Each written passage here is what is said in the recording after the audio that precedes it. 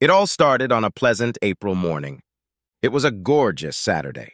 The windows were open in deference to the unusually mild temperature.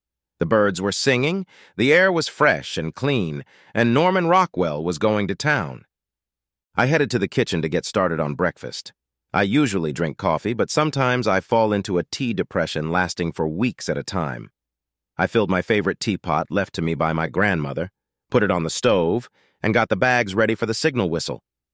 As soon as the kettle started to sing, I would put the sachets in the water, turn off the gas, set the timer on the microwave, and say in as pompous and English a voice as possible, "Tea, Earl Grey, hot."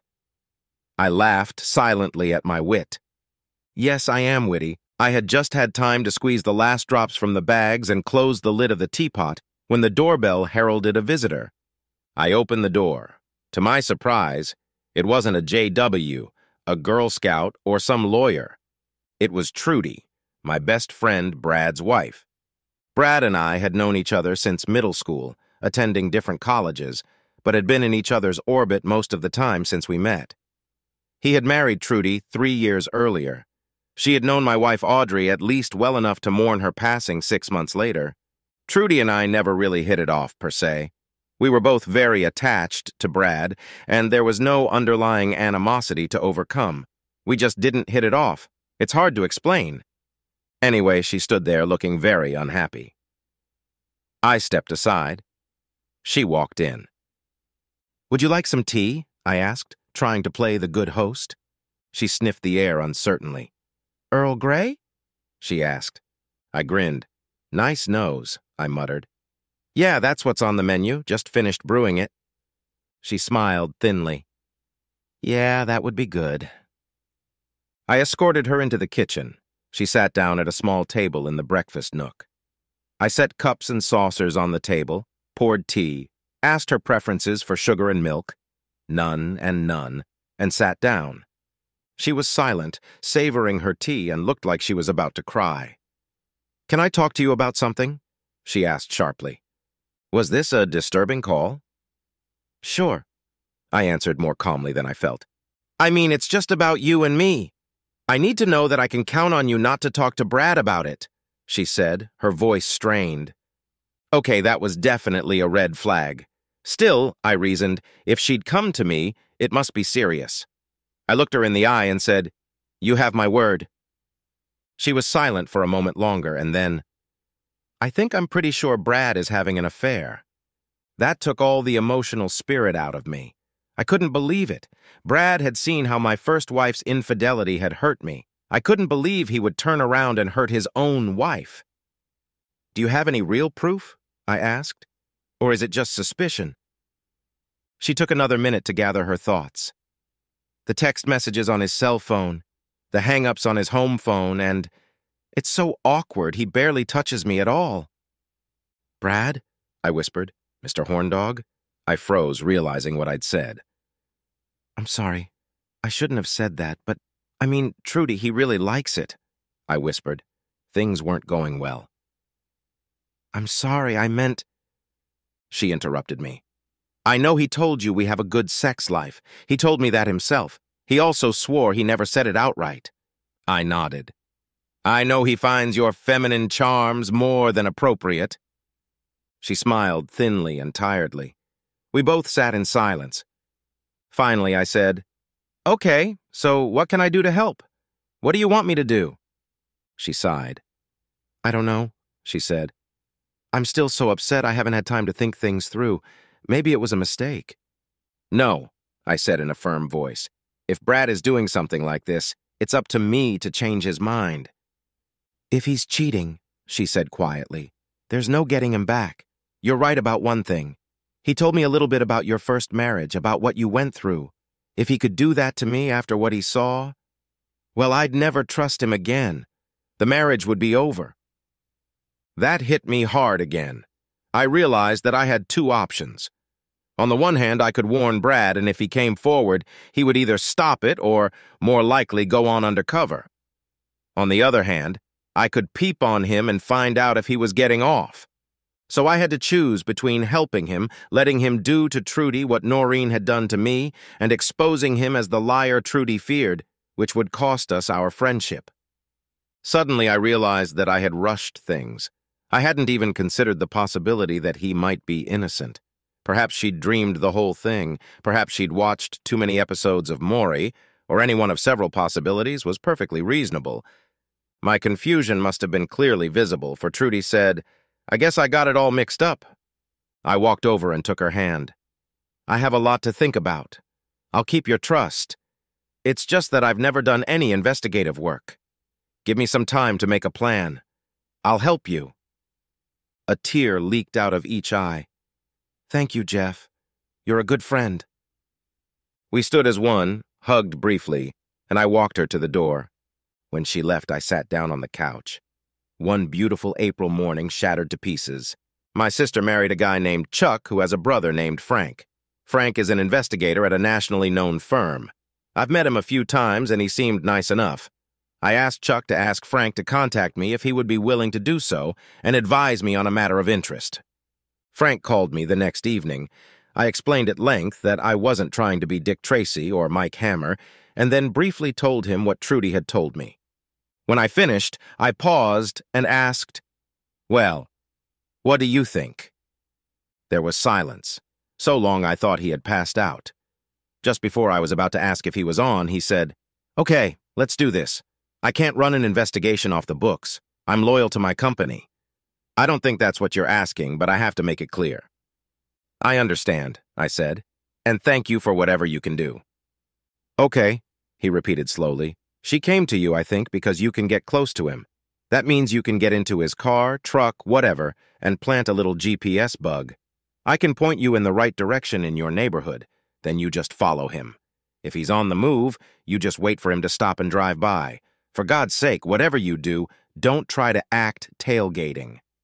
Then, when and if you find him somewhere he especially doesn't belong, and the more times the better indicator, don't barge in like Dirty Harry. I repeat, don't barge in. You tell your wife to hire a private investigator for a day or so and have them gather some dirt." "No cops?" I asked. "Where's the crime?" He asked, somewhat animatedly, I thought. "Sure, it's messy, but the cops don't care about that. You just find out the basics, and if there's a fire where there's smoke, you pass it on to the smoke jumpers." Well, it all made sense to me.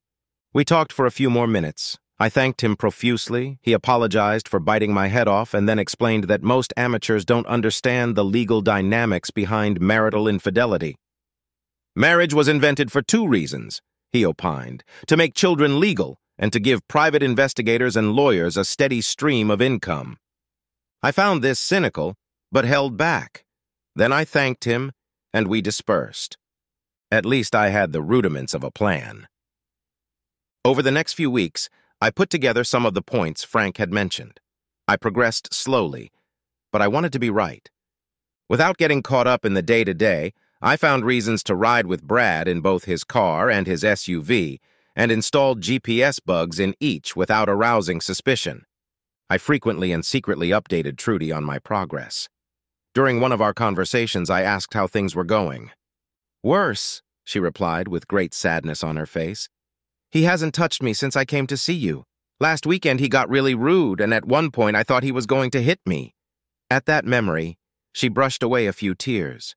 Was this really the man I had known for so long? It was hard to comprehend.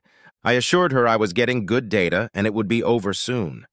I had followed Brad several times, despite Frank's warnings, and found that he periodically went to a certain house on a certain street on certain days. In addition, he would leave work and walk to the house, pull into the garage with what appeared to be a remote control, close the door, and back out almost exactly 35 minutes later. And always around lunchtime. The bastard had noon. There's a great wife sitting at home craving his touch, and he's having fun with some other guy's wife. I wrote down the address and, upon making inquiries, found out the name of the owner of the record, Dennis Roberts, married to Denise Roberts. Dennis, as I found out after even more careful questioning, worked, I had to laugh, as a divorce attorney. One day, as Brad's car disappeared behind the garage door, I picked up my cell phone and called Dennis Roberts' office. I was greeted with the usual, "He isn't here." I loudly told the receptionist that it was about his wife. A short pause followed, and then, "This is Dennis Roberts speaking. What are you saying about my wife?" "She's having sex with another man. Right now. You need to hurry home and take care of business." I used a fake accent and spoke with the voice of an asthmatic. I closed the receiver and sat down to watch the fireworks. 15 minutes later, the car I assumed, rightly, Dennis Roberts was driving squealed out from around the corner and stopped in the driveway. Roberts slammed the car door, entered the house without further ado, and moments later, Brad popped out of the front door, wrapped in a sheet, desperately dialing a number on his cell phone that I assumed, again, rightly, was 911. He was screaming into the phone, and as Roberts was walking out the front door, Brad yelled into the receiver, "He's going to kill me!" and pointed the phone in Roberts' direction. That slowed the lawyer down. He knew he'd be in deep shit if he hurt the guy, regardless of the reason. The cops arrived 3 minutes later, and while they were trying to figure things out, I stepped out from behind a bush that served as meager and unnecessary camouflage. Brad saw me, our eyes met, and his face contorted into a mask of hatred. He knew I'd set him up. I walked back to my car that was parked a block away from the house, got in it, and sat there crying for a minute. After cleaning myself up, I drove home. When I realized from the GPS that Brad had come home, I called Trudy's cell phone and told her I was coming over and why. I think I heard a sob as I hung up. I arrived a few minutes later, it wasn't far, only 20 blocks or so, and Trudy opened the door.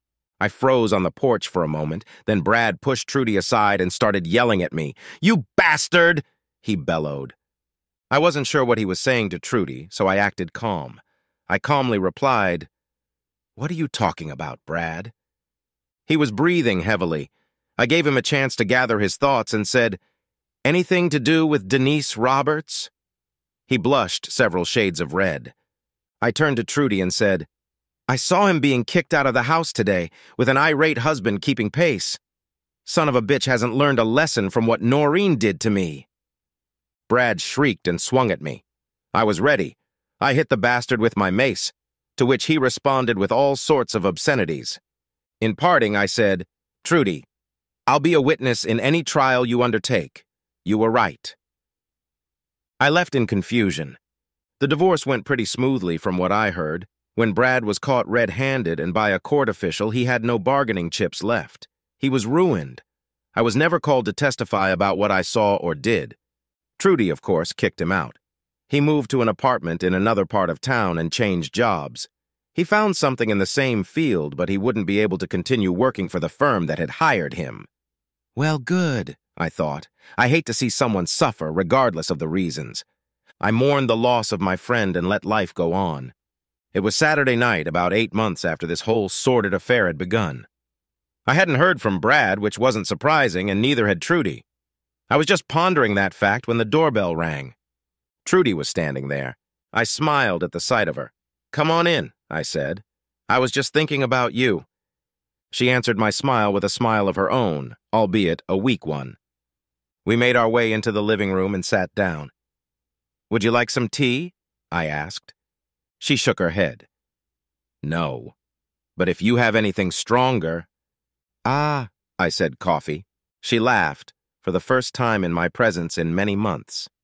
"No, I mean something with a kick." I grinned. "I see what you meant. Johnny Black?" Her eyes widened.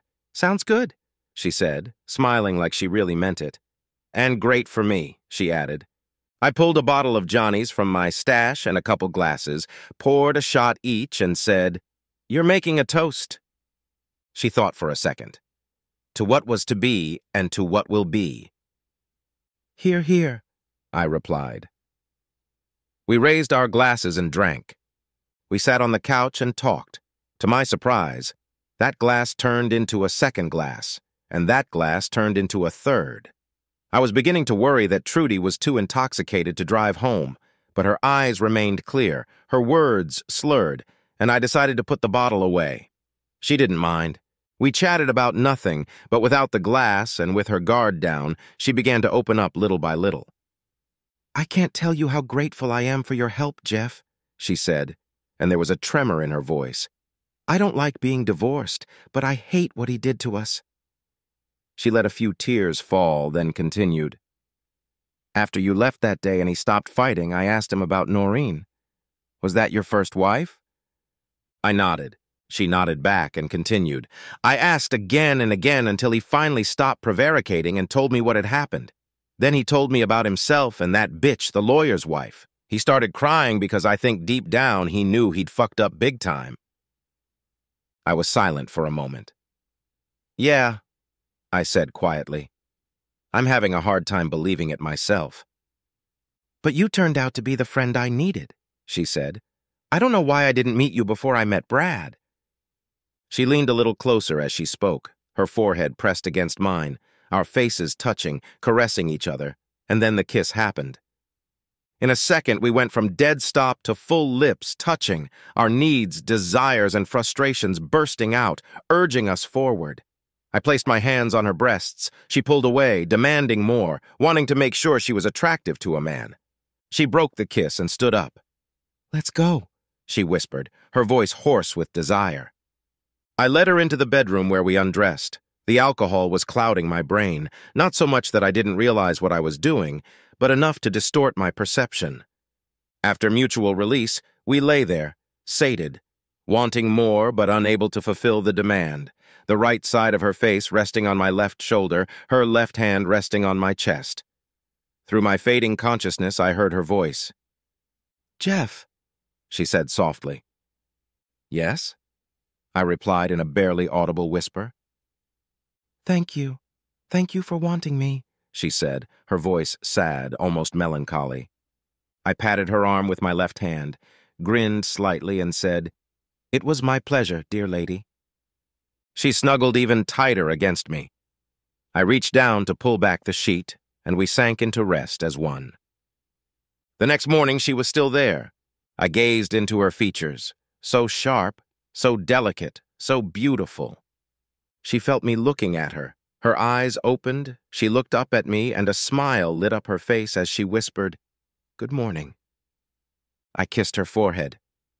"All the best to you too, beautiful." She made the same motion she'd made the night before, almost like a dog wagging its body with uncontrollable glee.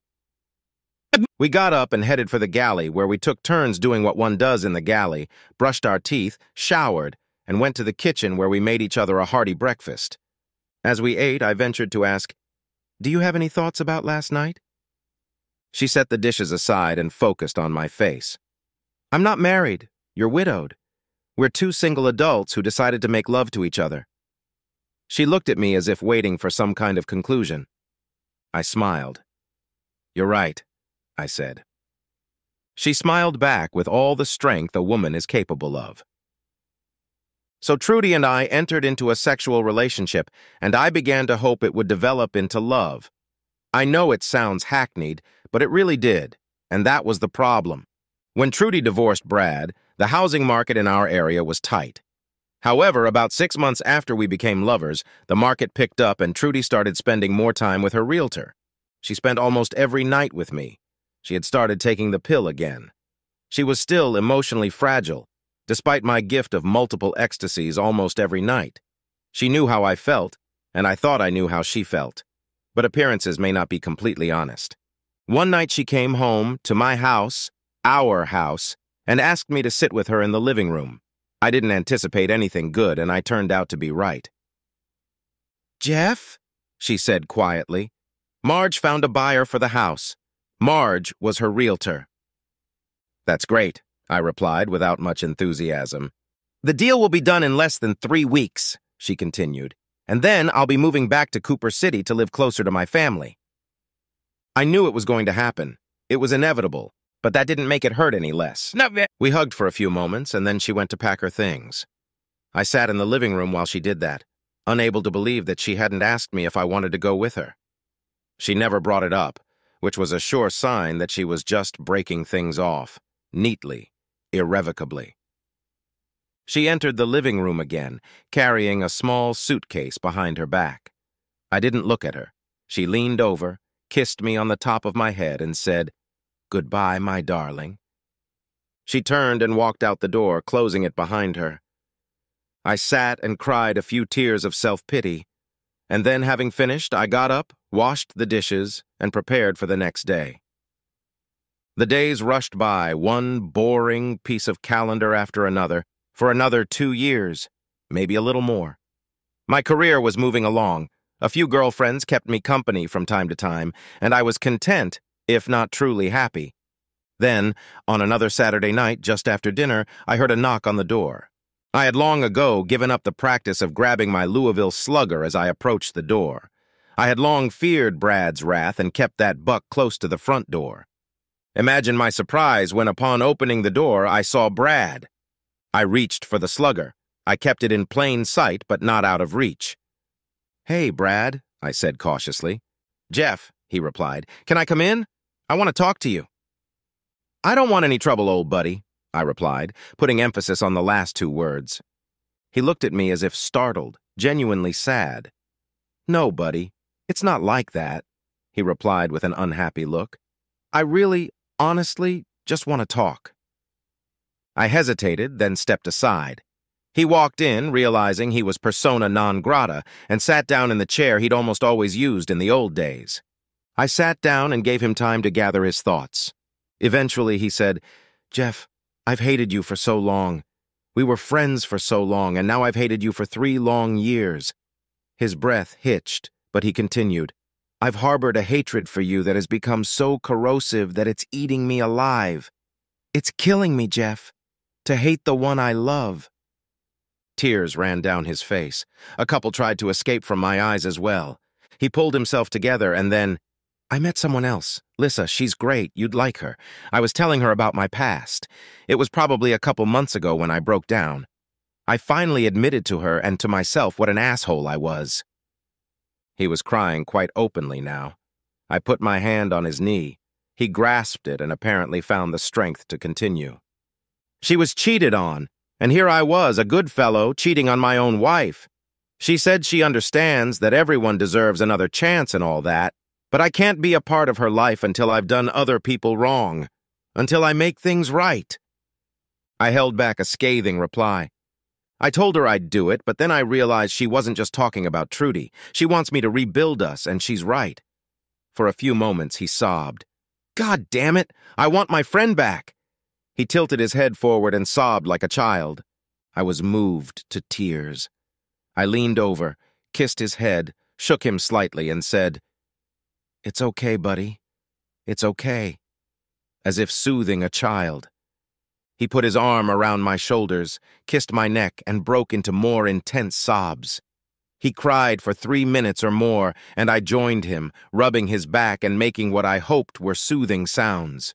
Eventually, he pulled away and calmed down. Our shirts were wet with mixed tears. He wiped his face and said, "How about that shit you're doing?" We both laughed heartily. You see, I had always liked gourmet coffee, and he was drinking Taster's Choice on a good day. I told him he was drinking brown piss. He called my coffee frou-frou, another way of saying gay, I guess. If you've ever seen Pulp Fiction, you'll remember the scene in Jimmy's kitchen. If not, watch the movie for that scene. Anyway, I went into the kitchen, Brad following me. I brewed a big pot of Gavalia signature, poured the beer into mugs, handed one to him, and sat down at the table with him. He whispered. I might learn to like this shit after all. We both laughed.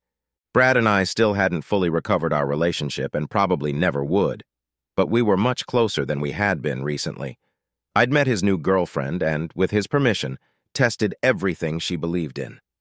At her request, the two of us had dinner together a couple times. I gave her enough reasons to leave him without intending to sabotage him. I believe she wants to know the truth, whatever it takes, and she is still firmly on his side.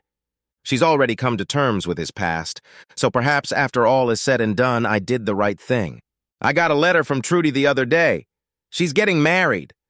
The letter had no invitation, no date, no place. I guess I've been excluded. In a way, that's okay. I wish her well.